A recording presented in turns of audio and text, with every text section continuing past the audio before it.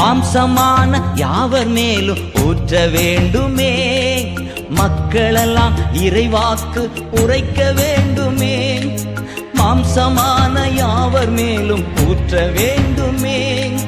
மக்களெல்லாம் இறைவாக்கு உரைக்க வேண்டுமே. ஒற்றுமையா வல்லமையை தாகத்தோடு காத்திருக்கிறேன். நான் தாகத்தோடு காத்திருக்கிறேன். தாகம் உள்ளவன் மேல் தண்ணீரை ஊற்றுவேன் என்றீ, வறண்ட நிலத்தில் ஆறுகளை ஊற்றுவேன் என்றீ. ஊற்றுமையா வல்லமையை தாகத்தோடு காத்திருக்கிறேன்.